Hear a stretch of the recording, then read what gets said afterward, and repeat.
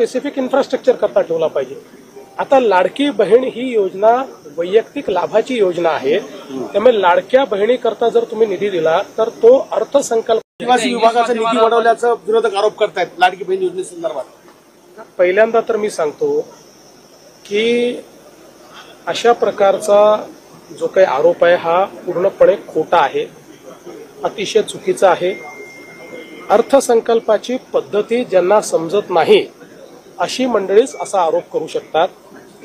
आपल्याला कल्पना आहे की नियम काय आहे, तर नियम असा आहे की आपल्या अर्थसंकल्पामध्ये आदिवासींच्या लोकसंख्येप्रमाणे आदिवासींकरता आणि अनुसूचित जातीच्या लोकसंख्येप्रमाणे अनुसूचित जातीकरता निधी राखीव ठेवावा आणि हा निधी राखीव ठेवताना त्यातला जास्तीत जास्त निधी हा वैयक्तिक लाभाच्या योजनांकरता राखीव ठेवला पाहिजे आणि मग काही स्पेसिफिक इन्फ्रास्ट्रक्चर करता ठेवला पाहिजे।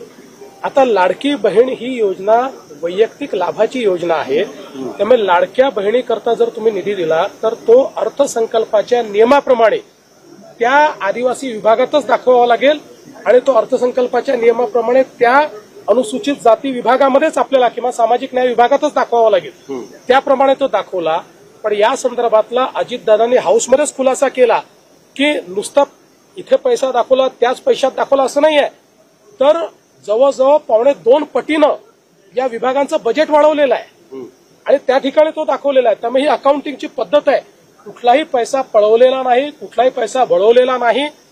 ज्यांना हे समजत नसेल त्यांनी माझ्याकडे यावं, मी त्यांना अर्थसंकल्पाची, कारण मी पुस्तक लिहिलं आहे अर्थसंकल्प कसा वाचायचा, त्यामुळे अर्थसंकल्पामध्ये अकाउंटिंगची सिस्टीम काय आहे हे मी समजावून सांगेल।